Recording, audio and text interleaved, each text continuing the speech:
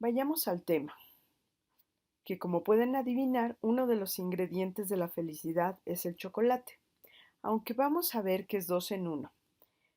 El primero, la construcción cultural de la felicidad, por lo menos desde finales del siglo XIX hasta lo que vamos de este siglo XXI, y la relación del chocolate con la salud, asunto que tiene ya siglos de historia y que sin duda hoy por hoy es un ingrediente esencial en la felicidad y el bienestar. Les cuento que en apoyo al desarrollo de archivos y bibliotecas de México, mejor conocido como ADAVI, nos dedicamos a rescatar el patrimonio documental de México de muchas maneras. Y se preguntarán, ¿qué tiene que ver con el chocolate y la felicidad? Y es que aquí retomaremos distintos testimonios impresos que se encuentran en diferentes bibliotecas históricas de México y España, es decir, las recetas de la felicidad. La primera manera en que el cacao en su versión de chocolate hizo feliz a sus consumidores fue a través de la alimentación. Lo que para los mesoamericanos era un asunto cotidiano hasta cierto punto, ya fuera consumirlo como atole champurrado, como se le conoce al atole de maíz y cacao, ya fuera en barras o simplemente masticar los cacaos mismos, para los europeos a la llegada del cacao al viejo continente se convirtió en un asunto de novedad y hasta de estatus. Para el siglo XVII, como veremos, ya se consumía en Italia, Flandes y por supuesto España, además de Francia e Inglaterra. En el siglo XVIII, el cacao de Caracas era controlado desde Ámsterdam, según nos dice el historiador Fernand Braudel. En México, para esas mismas fechas ya se vendía en las tiendas conocidas como pulperías en forma de barras, algo semejante a lo que hoy conocemos, aunque sin envolver. Ya en el primer libro de cocina propiamente nacional, el cocinero mexicano, reconocido por Memoria del Mundo y que Adavi tuvo la responsabilidad de restaurar el ejemplar con el que se consiguió la denominación, como les decía, ya en este recetario de 1831 se menciona el chocolate como bebida que se coloca en el servicio de comida que se denomina ambigú, que toma el lugar de meriendas y cenas por comodidad del anfitrión. Los mozos, según indica el cocinero, servirán el chocolate, para lo cual disponen también de un anafrito columbre para cerciorarse de que esté siempre caliente. En el Nuevo Cocinero Mexicano en forma de diccionario de 1888, descendiente del primer libro de cocina que mencionamos antes, y ahí, un poco más extensamente, se le considera al chocolate como una bebida, cito, propia del país y con la que de preferencia al té y al café se desayunan generalmente todos los mexicanos, tanto los ricos como los de mediana fortuna y los pobres. Menciona también que si se reuniera en un solo lugar todas las recetas de cómo se fabrica el chocolate, formarían un volumen demasiado abultado y sin sentido. Para elaborarlo, el diccionario recomienda que se haga en casa, pues en las chocolaterías, advierte, lo venden por lo regular falsificado. La bondad del chocolate radica, según el autor, tanto que el cacao esté sano, en la mezcla de los distintos tipos de granos y el grado de tueste. En este momento, a finales del siglo XIX, el mejor cacao es el del Soconusco, hoy Chiapas. El artículo que más se extiende, por supuesto, es la manera de preparar el chocolate para hacer una bebida, aunque también ya se incorpora el chocolate como ingrediente para bizcochos, para crema de chocolate, atole de chocolate champurrado y una denominada conservilla de chocolate, que es una mezcla de almíbar con chocolate que se vacía en unos moldes y posiblemente es un tipo de chicloso. No nos olvidemos de que hoy, por lo menos hasta inicio de año, el chocolate fue y es indispensable la rosca de Reyes y el atole con la celebración de la Candelaria. Todavía en noviembre pasado tomamos pan de muerto con chocolate. Como dicen por ahí, éramos felices y no lo sabíamos. ¿Qué decir también de los huevos de Pascua, tradición que se ha perdido, salvo por unas chocolateras con añoranza que todavía los confeccionan, y no olvidar los chocolates que se regalaban en el nacimiento de una niña? Eran y son momentos de pequeñas felicidades. Como vemos, lo predominante en la cocina mexicana y por mucho tiempo en otros lados del mundo fue la bebida, y no nos detendremos en otras variedades, porque eso ya es otra charla. Pero el chocolate, como lo conocemos también, ya sea en forma de barras, o con formas, o como golosinas, es ya parte de un arte llamado confitería, que se dedica a todo lo que tiene que ver con las golosinas, los caramelos, los pastelillos, y dentro de ella una rama específica que es la que se dedica a los chocolates o bombones, y no hay que confundirlos con los malvaviscos. Los confites, que son de chocolate, es decir, un chocolate recubierto con una capa de azúcar, son los huevitos de chocolate que semejan a los huevos de una ave pequeña, las peladillas, como se conocen, con centro de almendras y las otroras lunetas. Con la creación del Día de San Valentín, que como les decía, la felicidad también es una creación cultural, los chocolates se identificaron como una señal de interés y amor, iniciando ello en el siglo XIX en la época victoriana en Inglaterra. Han de saber que la reina Victoria se convirtió en viuda muy joven y estaba perdidamente enamorada de su marido, al que idealizó por el resto de su larga existencia. Claro está que la industrialización del chocolate tuvo que ver mucho con el éxito de las cajas de chocolates para los enamorados de la época. Para alguien nacido en el siglo XX, el chocolate tiene una carga emocional muy particular, pues se creció con imágenes de cajas de chocolate y un ramo de rosas como símbolo de conquista y enamoramiento. Algunos de ustedes también seguramente vieron la serie Mad Men. El capítulo culminante de esta historia de un despacho de publicidad neoyorquino de finales de la década de 1950 y principios de la de 1960, uno de los protagonistas, Donald Draper Don, hace una representación muy significativa ante el personal de una importante compañía chocolatera que buscaba una nueva publicidad para su producto. Él recrea ante los ejecutivos la escena de los suburbios norteamericanos un sábado por la tarde, en donde la mayor ilusión de un niño era que su padre lo llevara a la tienda por un chocolate después de haber lavado el auto. El chocolate es la representación de la ilusión inocente, la nostalgia, el amor entre padre e hijo.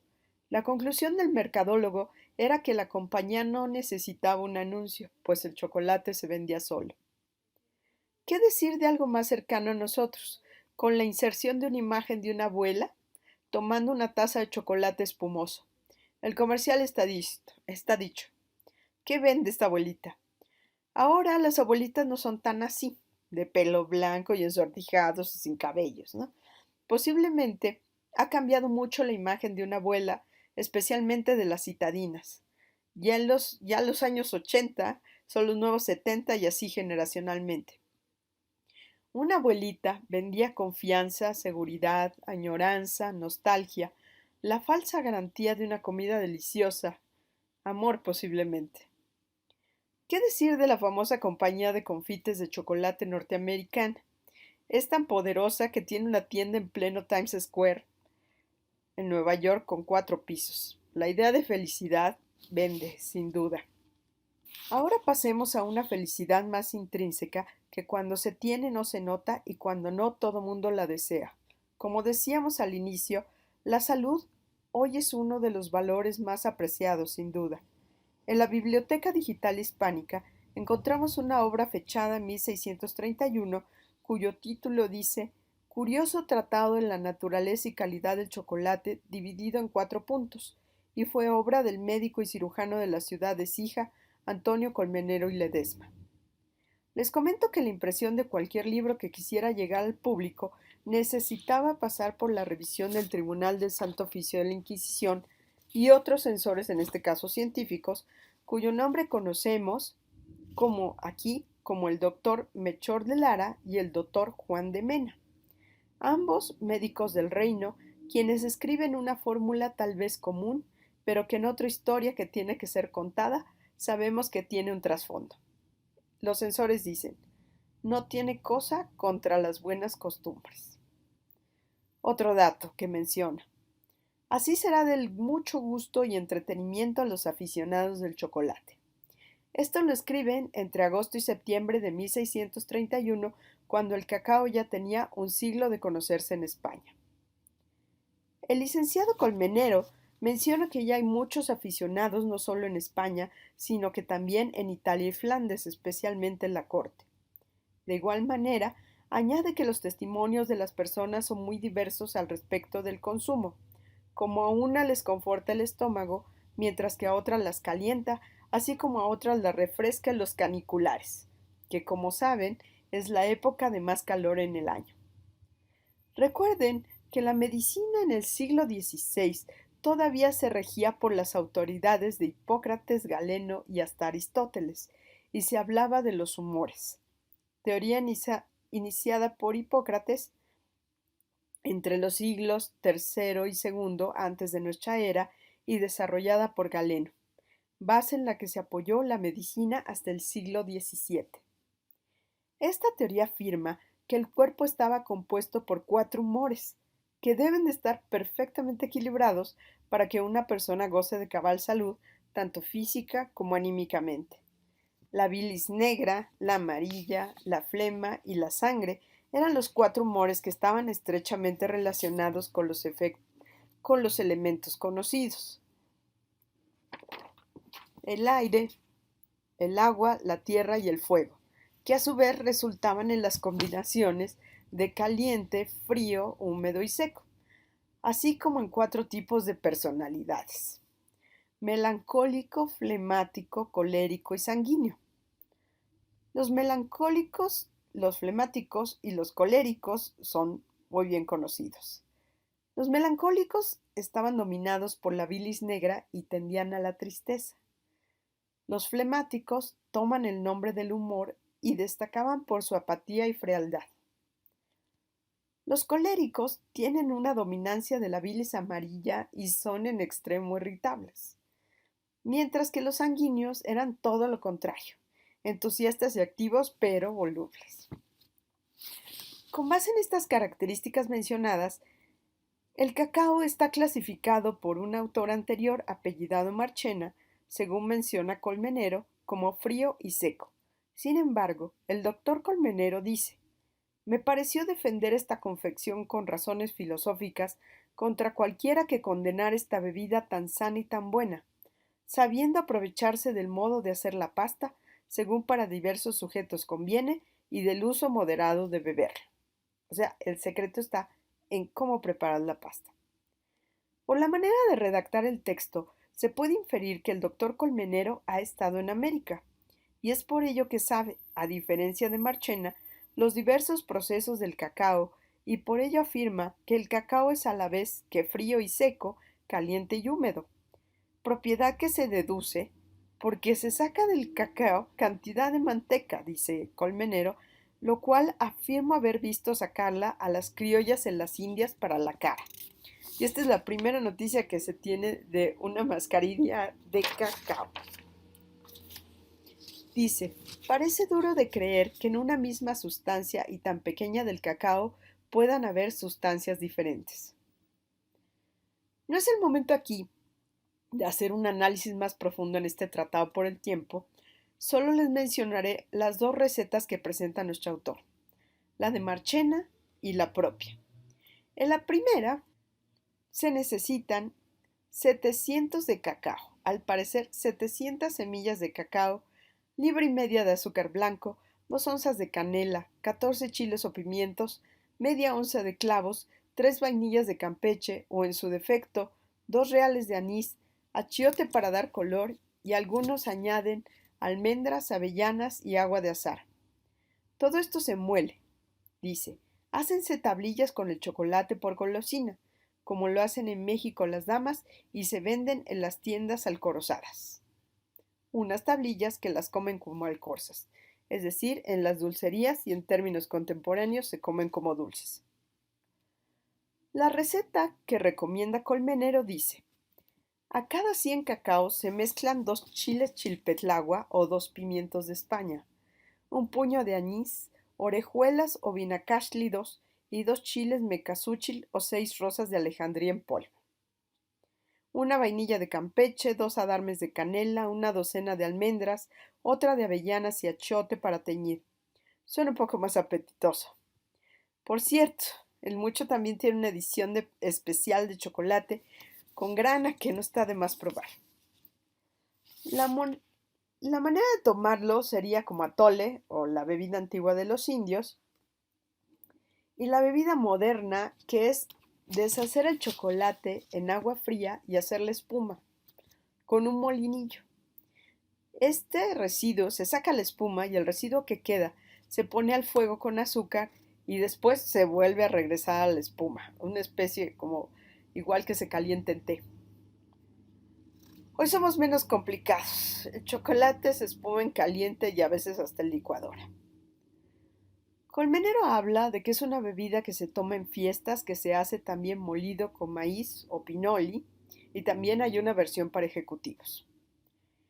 El autor deja a consideración de los lectores la manera en que se debe de administrar la bebida, una especie de autorreceta para los males personales y que ahora se evitan tanto. Dirán, está muy bien, el chocolate era considerado hace siglos como un medicamento, pero ¿no es un dicho o una leyenda urbana? Los amantes del chocolate saben que circulan publicaciones en las redes que afirman que la combinación de vino tinto con el chocolate favorece a las personas con males cardíacos. Y ahí, por decirlo de una manera literal, la salud pasa de la boca al corazón. Pero veamos qué tan real es esta afirmación, y para ello agradezco a la doctora Marta Alejandra Guerrero Aguirre haberme proporcionado literatura médica verídica, porque información hay mucha, pero no necesariamente es confiable al respecto. De estos artículos provenientes de publicaciones internacionales renombradas como la Asociación Americana del Corazón, The Journal of Clinical Hypertension, Circulation, National Institutes of Health, entre otros, con artículos como Cocoa, chocolate y enfermedades cardiovasculares, Cocoa y salud cardiovascular, Cocoa, presión sanguínea y función vascular, chocolate y prevención de enfermedades cardiovasculares, una revisión sistemática y ¿tiene el chocolate beneficios para la salud? Como pueden ustedes ver, los 3 siglos de diferencia entre la práctica y la investigación médica son abismales. Lo que Colmenero sostenía a partir de la teoría médica de los humores, hoy se ha transformado en estudios científicos de gran seriedad. Veamos lo que dicen los artículos descritos. En general, los flavonoides, a pesar de haber sido descubiertos en la década de 1930, no fueron sino hasta el siglo XXI en que se impulsó su investigación. Esta sustancia es una variedad de antioxidante que existe en ciertas frutas y vegetales. Los flavanoles, una de las divisiones de los flavonoides, tienen concentraciones de 460 a 610 miligramos por kilogramo de cacao, según se menciona en Cocoa y Salud Cardiovascular. Pero, ¿qué significa esto? ¿Cómo repercute en nuestra salud y por lo tanto en nuestra felicidad? Primero, hagamos la aclaración pertinente. Se trata de la ingesta de chocolate amargo de mínimo 70%. No estamos hablando de chocolates comerciales considerados como comida chatarra.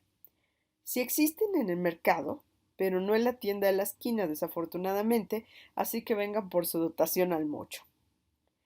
Gracias a la investigación realizada en la tribu Cuna, ahora conocida como Guma, de Panamá, en donde se advirtió una presión normal, incluso hasta en personas de edad avanzada, personas que en otros lugares del mundo desarrollan por lo regular hipertensión, se estableció una relación directa entre el consumo del chocolate y una presión sanguínea ideal. Se ha demostrado, a través de estudios científicos en diferentes tiempos, que la ingesta regular de flavonoides a través del chocolate amargo sí contribuye a disminuir el riesgo de tener un infarto.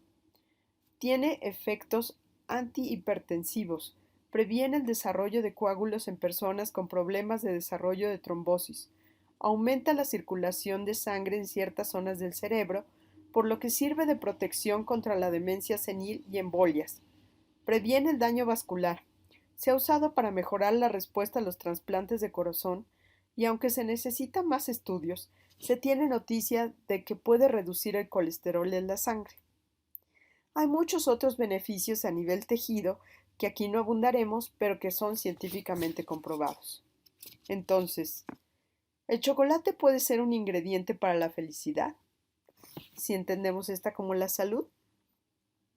Finalmente, otra de las maneras en que el cacao y el chocolate hacen feliz a la gente, un tanto relacionado pero diferente con este contexto de ingesta, primero fue que se fue utilizada como moneda de cambio en el México prehispánico y en los primeros años del inicio de la Nueva España.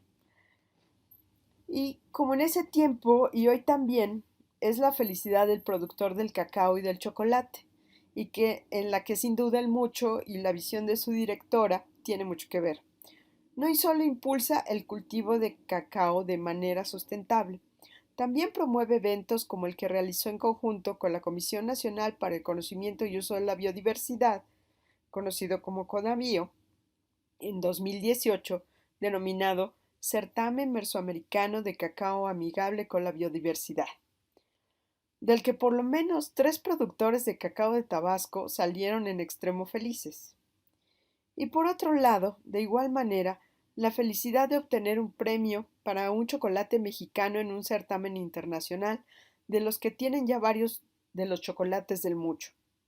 Este tipo de felicidad tiene mucha dosis de orgullo por el trabajo bien realizado.